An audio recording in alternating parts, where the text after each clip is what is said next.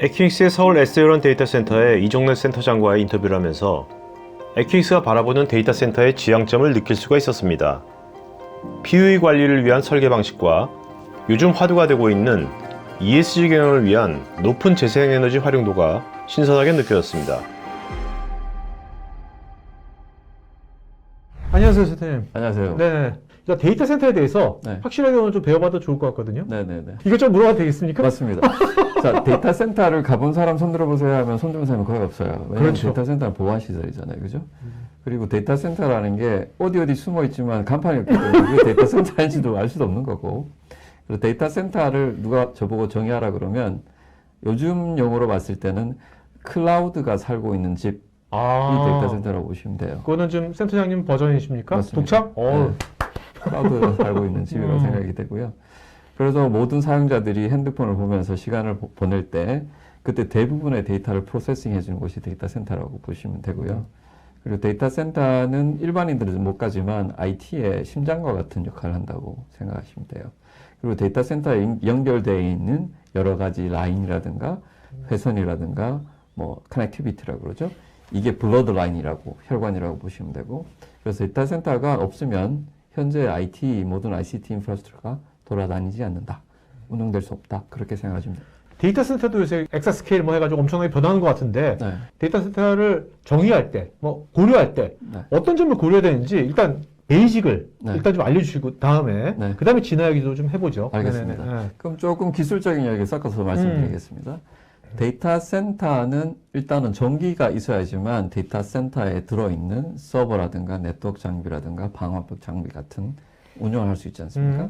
그래서 현재 만들어지는 데이터 센터는 한국전력, 한국이면 한국전력이겠죠. 한국전력 전기를 받아야 됩니다. 전기를 받을 때 요즘은 조금 크게 받아요. 40메가와트. 40메가 와닿지가 않는데.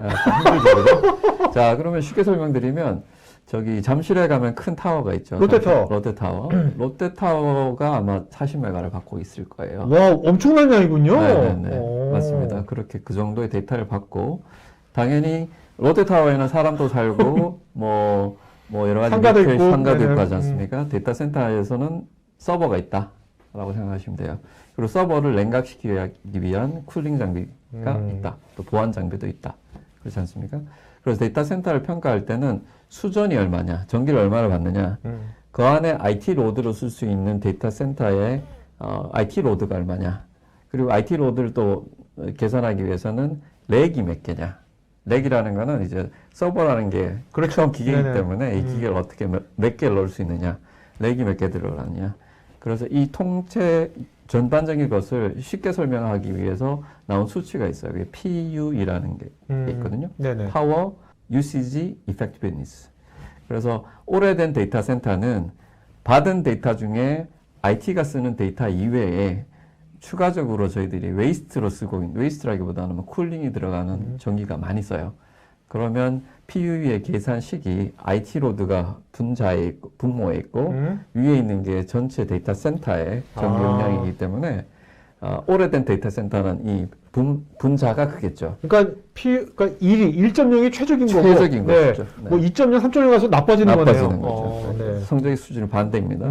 그래서 현재 저 에코닉스 같은 경우에는 글로벌 스탠다드로 PUE를 1.52를 타겟하고 있고요.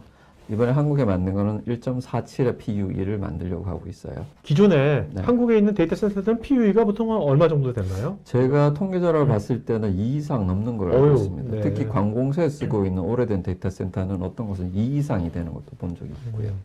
뒤로 돌아가게 되면 PUE라는 게 중요하고 데이터 센터를 보기 위해서는 수전이 얼마냐, IT 로드가 얼마냐를 봐야 된다. 그걸 말씀드렸고요. 근데 이제 데이터 센터가 디지털 트랜스폼이라든가 이런 IT에 워낙 포커스를 두고 있기 때문에 모든 분들은 DX를 합시다라는 얘기를 많이 해요. 그렇죠. 디지털 트랜스포메이션 모르신 분은 없습니다. 그래서 저의 어떤 로직은 IT 데이터 센터 또는 IT는 DX뿐만 아니고 플러스 SX 트랜스포메이션, 서스테이너빌리티 트랜스포메이션도 해야 된다. 그렇게 생각이 되거든요. 서스테이너빌리티가 어떠한 가치를 가지길래 IT가 그거를 미션처럼 생각해야 될까요? 네. 자, 그러면 ESG의 큰 근간을 봤을 때 ESG는 기업에 대한 이유뿐만 아니고 기업이 어떤 이윤 활동을 함에 있어서 주파적으로 발동되는 모든 커뮤니티나 소셜에 대한 리스폰시빌리티도 생각을 해야 되잖아요. 사회적 가치까지. 사회적 가치. 근데 지금은 아직까지 초기에 클라우드 같은 생각밖에 없어요. 하지만 저의 느낌은 어떠냐면, 자, 이제 입찰을 진행할 때, 과연 내가 어워드를 줘야 되는 업체, 입찰을 주는 업체가 어느 정도의 ESG를 하는지가 저의 평가로 들어갈 거예요. 저는 그렇게 봐요. 네. 그렇게 돼야 된다고 생각되고. 그러면 ESG에 대한 내가 어떤 기여를 안 했을 때는 당연히 입찰에서 스코어가 낮아져야 될 것이고, 그렇게 되면 모든 기업이 서로 ESG를 할 수밖에 없는 네. 패러다임이 만들어질 거다. 저는 그렇게 보거든요. 네. 네. 그렇게 되는 것이 몇 년 안에 오리라고 생각하시는 겁니까? 저는 벌써 와 있다고 생각이 돼요. 오, 저희는 네. 피부로 와닿지 않지만 얼마 전에 블랙락의 CEO, 블랙락은 에셋 매니지먼트에서는 왕자라고 볼 수 있잖아요. 블랙락 CEO가 얘기한 게 이제부터는 ESG에 대한 특정 기준을 못 맞추면 우리 더 투자 안 하겠다 그랬다고요. 기업이 투자를 못 받겠다는 거는 ESG에 이제 중점을 할 수밖에 없는 것이고 네네네. 그런 식으로 흘러갈 거라고 저는 생각이 돼요. 그래서 에코닉스 같은 경우에는 데이터 센터 업계 최초로 2015년부터 우리가 ESG의 서스테너빌리티 중에 그린 파워를 어떻게 쓸 건지에 대한 로드맵을 만들었어요. 그래서 작년이구나. 2019년 숫자로 봤을 때는 현재 에코닉스가 전 세계적으로 쓰고 있는 전기에 전 세계 지금 250개 있는 거잖아요. 지금 데이터 현재로서는 센터가. 240개 정도 네네네. 있다고 보시면 돼요. 그 데이터 센터가 쓰고 있는 전기의 거의 91%를 저희는 리뉴어블 에너지 소스로 쓰고 있어요. 재생에너지로? 네. 와. 엄청난 거예요. 네. 네. 저도 벌써 커밋했고 벌써 쓰고 있고. 그렇게 91% 재생에너지 쓰고 있는데 참 못 본 것 같은데. 못 보셨죠, 그죠? 기업 중에서. 네. 그래서 이코닉스는 데이터 센터 업계에서는 그만큼 그린 파워, 클라이밋 뉴트럴 뭐 이런 쪽에 많은 힘을 싣고 있다고 보시면 돼요. PUE가 국내가 이제 1.47 한다고 했지 않습니까? 그렇게 에코닉스 데이터 센터가 그런 PUE가 좋은 이유가 뭐 있을 거 아니에요? 네네. 어떤 이유로 인해서 그렇게 좋아지는 겁니까? 데이터 센터의 PUE를 좋게 하기 위해서 싱글 솔루션은 없어요.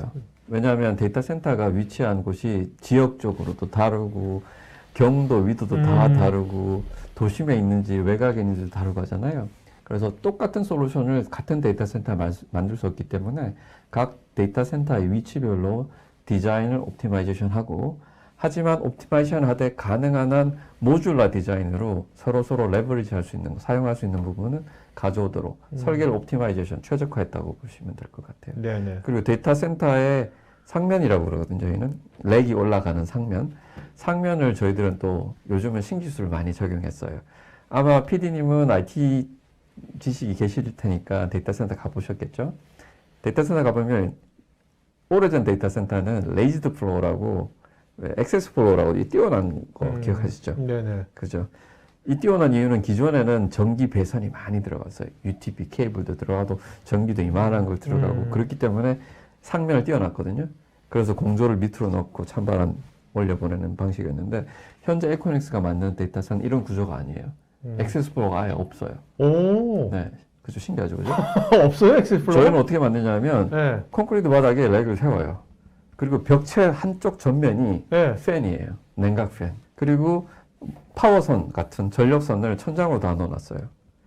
이 전선이 들어가는 게 아니고 요즘 부스덕트라고 하는 제품이 있거든요. 이렇게 탁탁탁 붙이는 네네. 이런 걸로 전기를 공급하게 만들어놨어요. 이런 신기술이 있기 때문에 에코닉스의 데이터 센터는 PUE를 낮출 수 있다. 좋게 만들 수 있다. 네. 네, 그리고 예를 들면 또 다른 게 있는데 토론토 같은 경우에는 찬 호수가 있어요. 네? 그럼 호수 밑에는 더 찬 당연하죠.